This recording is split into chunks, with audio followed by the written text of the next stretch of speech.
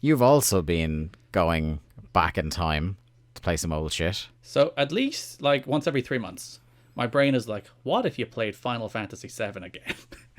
I thought you were going to say every 3 months you play Final Fantasy VII again, and I was a bit, I think you would reach all new sicko levels with that admission. But like it does, like it's usually when I'm between games, like in my post Xenoblade Chronicles haze here, I'm like, what should I play? And then brain is like, Final Fantasy VII, and usually I can resist that urge to like, no, brain, other games. But now I've decided I'm doing what I'm calling a slow play of Final Fantasy VII, where I'm playing through that game and trying to like examine literally every corner of the world I can, because that game has like a surprising amount of depth and detail in its dialogue and in its world, that like there's some signs, and like all the characters have different dialogue like later in the game. Like when the meteor shows up in that game, I think every character in the world has a different dialogue line, because naturally they're like, what the fuck is that meteor, we're going to die.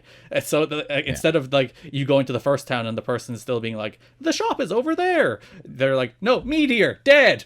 So there's like a lot of detail in the corners of that game, so I've decided to go back and play it, and as I said, try and touch every little corner of that game and find every little gem of dialogue and gem of storytelling and little thing I might have missed, and have a great time in a game I love a great deal. I'm still only in the first area. I played like 2 hours of it at this stage, but I think that's a nice way to try and re-experience a thing I know I love, and find a little like small little nuggets of joy that I didn't know were there. And I've already found a few of them in the early areas, where there's like a sign where it's the Avalanche, which is the terrorist group that Cloud, your main character, is part of. It's a sign being like, the world's dying, you gotta step up and save everybody. And Cloud is just like, writing on that sign is dog shit. Clearly it's Barrett who wrote the sign, so he's taking a shot at his pal slash antagonistic relationship with Barrett at the start of that game. So there's a bunch of like small little stuff that I'm happy to stumble across as I play through Final Fantasy VII again.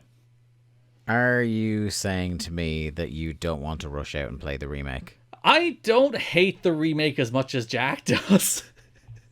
That broke his fucking heart. I don't think hate is the right way to put it. I think he felt betrayed by it. Oh, that's sad. Because like I get it, because I don't have like sweeping warm feelings for that remake. I have more of a conflicted relationship with it, where I think the combat is absolutely sensational. Like it's the best it's ever been in a Final Fantasy game. They should just rip it off for all the rest of the games. And I think elements of the characters are really cool, that like they spend more time digging into the character relationships than they do in the original game. But like the way they turned Midgar, which is like the section of the game they took, which is 4 hours generously if you play it in the original game, the way they turned that into a 30-hour experience is just by taking all of the sections you went through and stretching them. So it's just like, what if this tunnel was even longer? What if this area was even longer? What if all these parts were even longer? Instead of like filling in the gaps with new things and new areas, they just stretched the 4-hour experience into a 30-hour experience. And there's like a handful of new parts, but there's not very many. And the other problem I have, I hate what they did with the story in that game, where I don't think Final Fantasy VII is a sacred, untouchable text. I think it is a thing you can do whatever the hell you want with. At the end of the day, it's a silly JRPG. And the way they did that first game, which is basically giving themselves permission to change it, that's like the story of the first game of the remake, the second game of which is meant to be out this year. Good luck with that, Square, because Final Fantasy 16 is meant to be out this year as well. So it's not coming out. If they launch both of those games this year, I will eat my. I think 16 will come out. Remake 2 definitely not. But the way that first part of the remake is just, we have now given ourselves permission to change this story going forward. I'm like, no, just change it.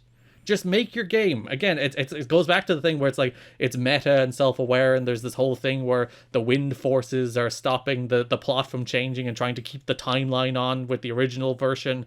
I'm just like, stop. Just make a different game. I don't mind. You can change the story, you can change the world, you can change the characters, you can do whatever what you want with it. The first game is it like, put the armor on the shoulder and be like, it's okay. Yeah, you don't have to spend 30 hours giving yourself permission to change it. I'm okay. You can change it. The first game is still there. It will always still be there. It's on every console ever, and I own it on every console ever.